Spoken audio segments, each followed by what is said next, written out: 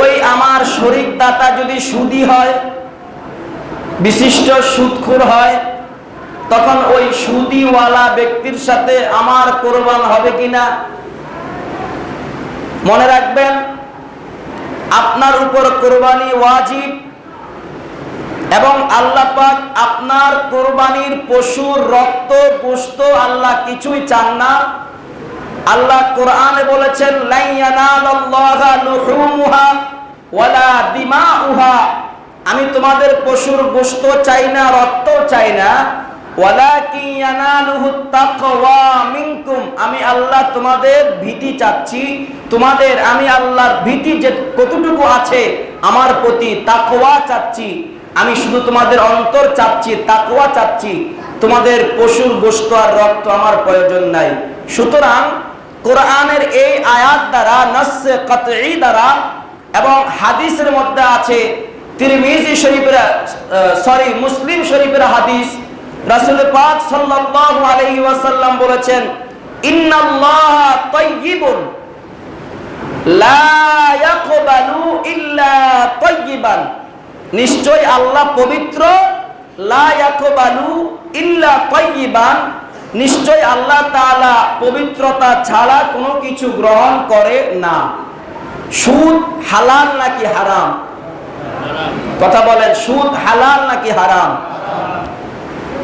সুদ পবিত্র নাকি অপবিত্র? অপবিত্র। কিভাবে?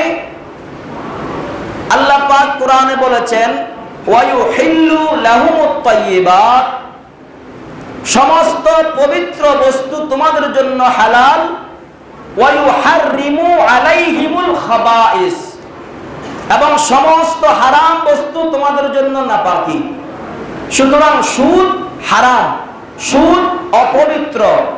আর ইন্নাল্লাহা তাইয়্যিবুন, নিশ্চয় আল্লাহ পবিত্র, লা ইয়াকবালু ইল্লা তাইয়্যিবান, আল্লাহ পবিত্রতা ছাড়া তোমাদের কোনো কিছুই কবুল করবে না। সুতরাং আপনি পবিত্র আছেন, আপনার টাকার মধ্যে কোনো ভেজাল নাই, আপনি ব্যবসায়ী মানুষ, ব্যবসা করেন অথবা চাকরি করেন, কিন্তু শরীকে কোরবানি করতে গিয়েছেন, 7 ভাগে কোরবানি করবেন 7 জন মিলে, 7 জনের 6 জনেরই নিয়ত ভালো, কিন্তু একজনের সুদের কারবার করে।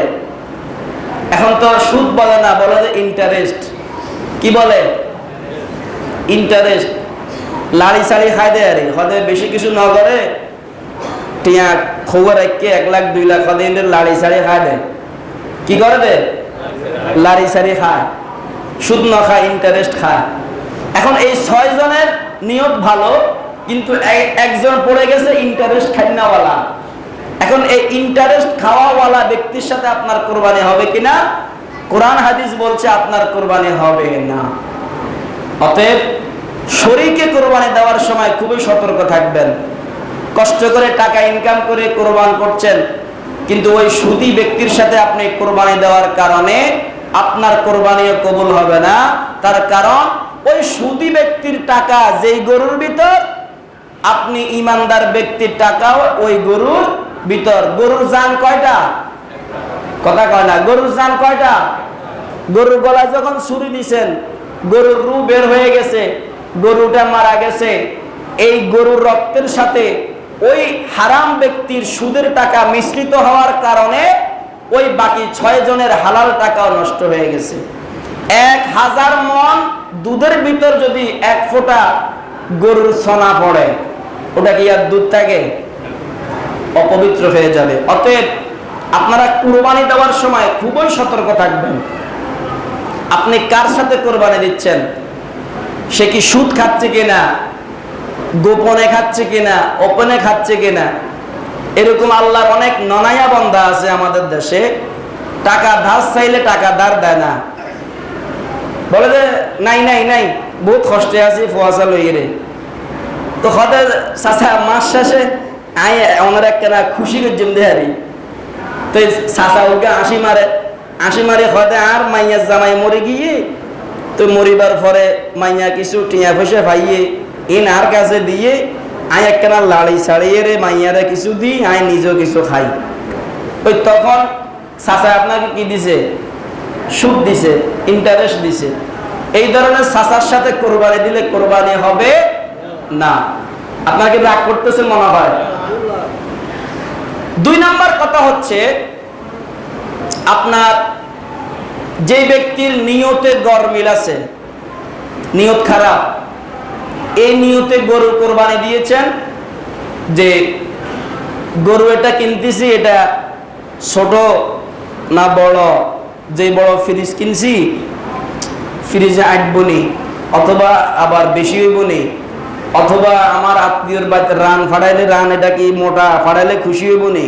অর্থাৎ এক কথায় খাওয়ার নিয়তে আপনি যদি গরু কিনেন, এবং যে ব্যক্তিটা খাওয়ার নিয়তে গরু কিনলো, পশু কিনলো, ওই লোকের সাথে আপনি কোরবানি দিলেও আপনার কোরবানি হবে না। নাউজুবিল্লাহ বলেন। এই জন্য খুব সাবধান, যার সাথে শরীকে কোরবান দিবেন ফুস করিবেন, দোস্ত গরু কিনলে কিনস খাইবাল্লাই না আল্লাহর খুশি করিবাল্লাই। বলেন কোরবানি কার জন্য? ইন্নী ওয়াজ্জাহতু ওয়াজহিয়া লিল্লাযী ফাতারাস সামাওয়াতি ওয়াল আরদা হানিফাও ওয়া মা আনা মিনাল মুশরিকিন।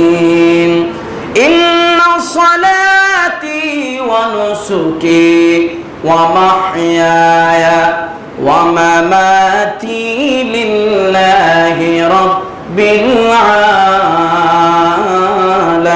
আলামিন। হে নবী, আপনি বলুন নিশ্চয় সালাতি আমার নামাজ, ওয়া নুসুকি আমার কুরবানি, ওয়া মাহইয়ায়া আমার জীবন, ওয়া মামাতি আমার ইন্তেকাল, লিল্লাহি রাব্বিল আলামিন সব কিছু আল্লাহর জন্য। জোরে বলুন সুবহানাল্লাহ। তাহলে ওয়ানুসুকি, নুসুক আল্লাহ ব্যবহার করেছেন। যদি নুসুক করেন, কোরবানি করেন, তাহলে কোরবানির যে সকল শর্ত আছে, হারাম টাকা দিয়ে কোরবানি করা যাবে না, এবং মানুষকে খুশি করার জন্য গোশত খাওয়ার নিয়তে আপনি কোরবানি করলে আপনার কোরবানি হবে না। তখন আপনি বলবেন, হুজুর তো কোরবানি করার পরে গোশত কি করবো? গোশত তো খাইতে হবে। হ্যাঁ, আপনি যখন নিয়ত করবেন যে আমি মোটা তাজা দেখে বড় পশু আল্লাহর রাস্তায় জবাই করব আল্লাহকে পাওয়ার জন্য, আল্লাহকে খুশি করার জন্য, তখন আপনার নিয়তের কারণে ওই কোরবানি গোশত আল্লাহ পাক আপনার জন্য হাদিয়া হিসেবে দান করে দিয়েছেন।